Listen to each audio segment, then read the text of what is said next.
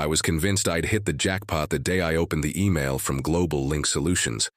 They offered me a full-time remote position with a six-figure salary, flexible hours, and the promise of global impact. After months of dead-end interviews and rent-due notices piling up, it felt like I'd found an oasis in a desert. I replied within minutes, my heart racing. The recruiter, Ms. Ramos, responded immediately. Her Gmail signature read, Talent Acquisition GlobalLink Solutions, but all our correspondence happened through WhatsApp. She sent me PDF contracts to e-sign. No background check, no face-to-face interview, just a click. I remember staring at the stipulation that I keep my passport and personal details confidential. It seemed odd, but I chalked it up to corporate privacy policy. On day one, I received a company laptop shipped overnight. Branded stickers covered the case. The machine booted up to a secure portal where I logged in with credentials Ramos texted me. My first assignment was simple. Research online market data in Eastern Europe, compile it into a presentation, and upload it to their server. Payment would hit my account within 48 hours. I smiled for the first time in weeks. But then came the second message, an urgent travel request. Our client needs on-site data verification in Chisinau, Moldova. Flight booked for Friday. Notify customs we are corporate consultants. My heart stuttered. I'd never left the country. Was this real? I replied, Are travel expenses reimbursed? She answered, Fully covered. Just bring your work laptop. My bank account still said zero, but something about the tone felt non-negotiable. My rent was due. I swallowed hard and confirmed. Flight day arrived and I sat alone in the departure lounge, passport in hand, rehearsing what I'd tell the landlord when he asked why I'd gone missing. Remote job, I'd say. I felt a knot of fear and excitement coil in my stomach. When the plane touched down in Chisinau at 4 a.m., I dragged my suitcase to the arrivals gate. A driver holding a cardboard sign, GlobalLink, smiled and nodded at me. Relief washed over me. Someone was here. The car ride was silent except for the thick accent of the driver. We passed dimly lit streets, crumbling Soviet-era buildings, closed storefronts. I asked him if this was a nice part of town. He said nothing. My phone had no signal. I began to wonder why I was the only passenger, why the windows were tinted, why my instructions had said, check into Hotel Horizont, room 417. Do not leave your room until further notice. Inside the hotel, I used the last bit of Wi-Fi to message Ramos. I've arrived, what's next? She replied immediately, stand by. Driver will collect you at 9 a.m. I sat on the bed, shivering under the thin blanket. At 7 a.m., I heard murmurs in the hallway, other suitcases, hushed voices. I peeked through the peephole and saw two women my age in business attire, whispering with the same driver.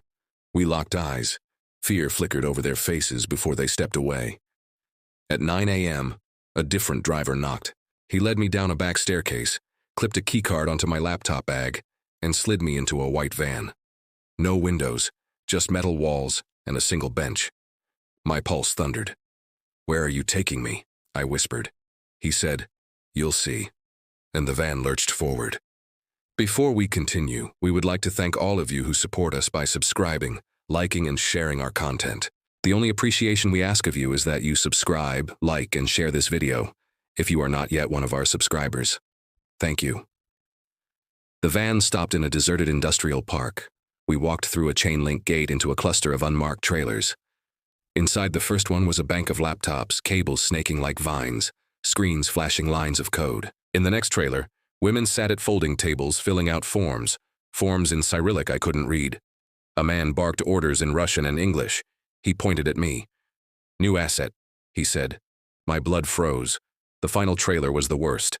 Inside, there were cages, metal bars, lockboxes, blankets on concrete floors. A young woman, maybe 19, cowered in a corner. When she saw me, her eyes widened. She mouthed one word, help.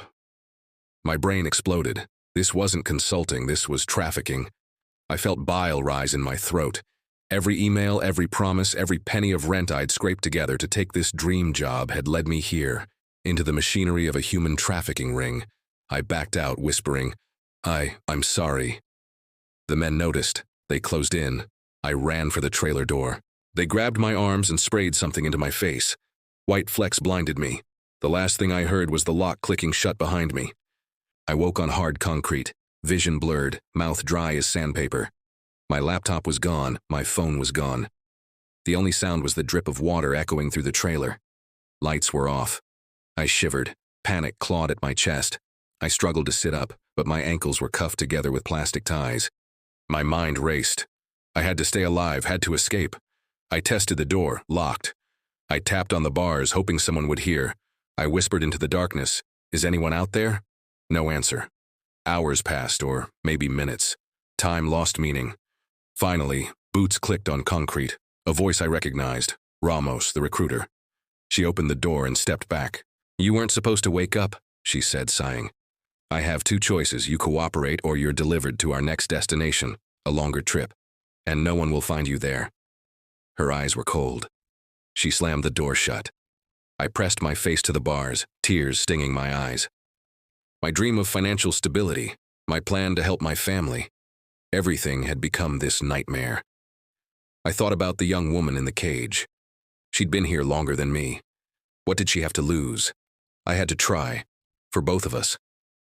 That night I heard footsteps in the adjacent cages. I whispered to the woman, "My name is Emily. What's yours?" She shook but finally whispered back, "Ilona." We shared our stories in jagged breaths. She was from Ukraine, promised a translator job. He'd taken her passport. We realized our only weapon was each other. At dawn, the trailer unlocked and the door slid open. A guard escorted us to the second trailer, the laptop hub. Ramos motioned us to workstations. "Compile a streaming spreadsheet for new recruits," she ordered. My head ached, but I nodded. She clipped a memory card to my finger, then left. Once she vanished, Ilona and I made a plan. We feigned proficiency, plugged in the card, then pretended to download files. Data we'd later claim was corrupted. Meanwhile, we scouted an escape route. We traced the power cables back to a vent grate under a desk, loose with rusted screws. If we could unscrew it, maybe we could slip into the darkness beneath. Hours later, Ramos returned. She snarled when she saw our progress. "Faster," she snapped. She left again, this time for lunch. Ilona and I exchanged a look. With trembling fingers, we removed the screws and pried open the grate. It revealed a narrow crawl space, dusty, low, and pitch black. My heart thundered, freedom or death. "Ready?" I whispered. She nodded. We dropped into the crawl space, hands and knees inching forward. The tunnel was filthy and full of nails, but we kept going. Every scrape of metal, every breath of stale air felt like a risk, but staying was not an option. We emerged behind the trailers, just as the sun broke the horizon. Alarm bells rang, guards shouted. We sprinted across the gravel lot. My legs on fire, lungs burning, I heard a gunshot clap behind me. Ilona stumbled. I grabbed her arm, yanked her up, and we kept running toward the road. A convoy of trucks rumbled past. I waved, screaming. One driver slammed the brakes and rolled down his window. "Get in," he yelled. We dove into the cab. He slammed the door and peeled away as guards fired shots. Before we continue, we would like to thank all of you who support us by subscribing, liking, and sharing our content. The only appreciation we ask of you is that you subscribe, like, and share this video if you are not yet one of our subscribers. Thank you. He dropped us at the nearest border checkpoint, Romanian police. I told them everything. They called in reinforcements. Raids followed. GlobalLink Solutions vanished overnight. Websites wiped. Phone lines disconnected. Rafael Ramos was arrested in Bucharest, and over 90 survivors were freed from similar schemes across Europe. Ilona and I returned home, two broken souls pieced together by shared purpose. I lost my savings, money sent monthly to company accounts. I lost weeks of my life to darkness, but I gained something I never expected, a mission. I started volunteering with anti-trafficking NGOs, speaking at universities to warn others that dream jobs aren't always what they seem. Healing has been neither quick nor easy. I still check every email twice. I sleep with doors locked and phone in hand. But I no longer live in fear. I live with resolve. I know how predators hide in plain sight, hiding behind promises of freedom and wealth. And I know the power of telling your story, of exposing the darkness. Sometimes the hardest lessons come from the most dangerous places. My journey taught me that desperation can blind us, that hope can be weaponized, and that greed can mask the worst crimes. But it also taught me about courage, the courage to act, to escape, and to use your voice to protect others. If you ever feel a pang of doubt about a too-good-to-be-true offer, trust that instinct. Research, reach out to authorities, and never let shame silence you. Because the only way the monsters win is if we stay silent. And I refuse to be quiet ever again.